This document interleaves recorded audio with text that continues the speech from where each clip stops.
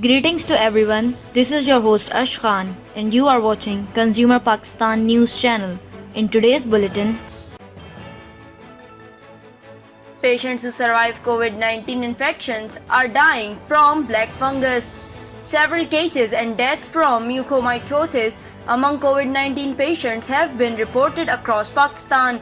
An infectious disease specialist seeking anonymity disclosed that many healthcare facilities in the country have recorded cases and deaths from mucormycosis but failed to report them as it is extremely difficult to identify the infection at the initial stages.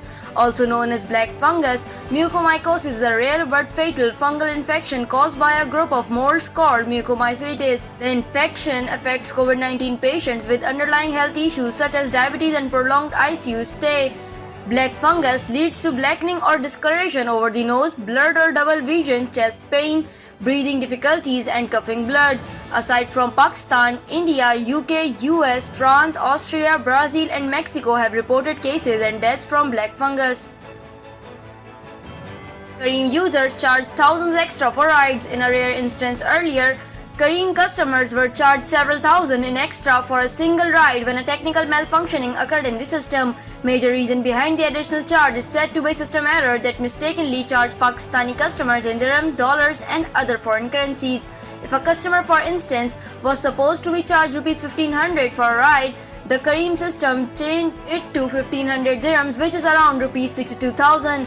We apologize for the inconvenience caused. The amount was charged in a different currency due to a configuration error. It has been rectified immediately. Please be assured that reimbursement will be made as per banking procedures. Please feel free to reach out for the further clarity. As per the officials, any excess charges will be reimbursed to customers in due course of time. Also to be noted that customers were charged currency exchange fee of 3.5%, which is usual when a Pakistani card is charged for any international currency.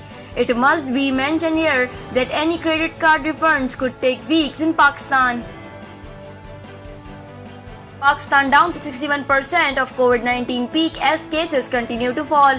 Pakistan has surpassed the peak of the third coronavirus outbreak as the average number of new cases has fallen to 61% over the week.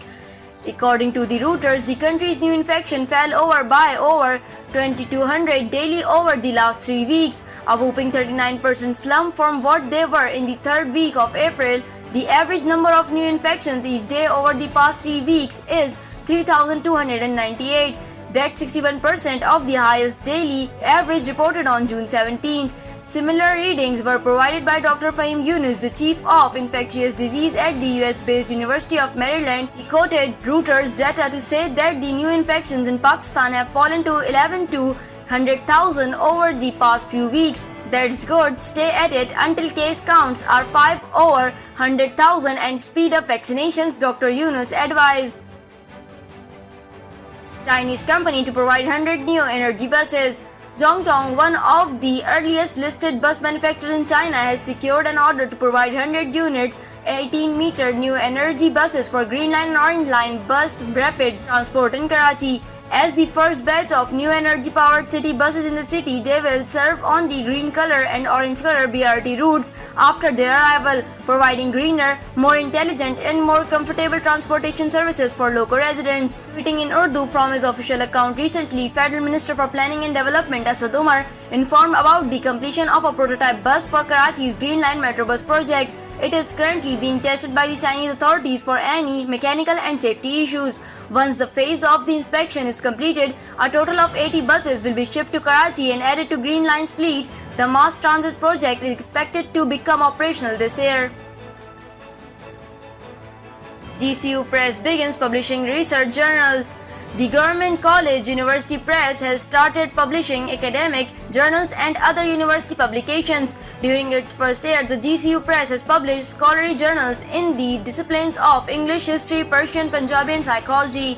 It has also published universities' prospectuses and other similar documents. GCU Press is a not-for-profit organization The university is now considering diverting a portion of research fund to the press to commission innovative academic monographs by scholars. Professor Dr. Asghar Zaidi said, establishing a press is an exceptional measure for GCU, but it is the need of our time. The GCU press is modeled after Cambridge and Oxford University presses, and we will publish works of scholars across the globe. As a university, it is our obligation to publish research that shapes the idea which can make humans' life better. Thank you for watching Consumer Pakistan News Channel. This is I, Ash Khan. See you in the next bulletin. Until then, take care and goodbye.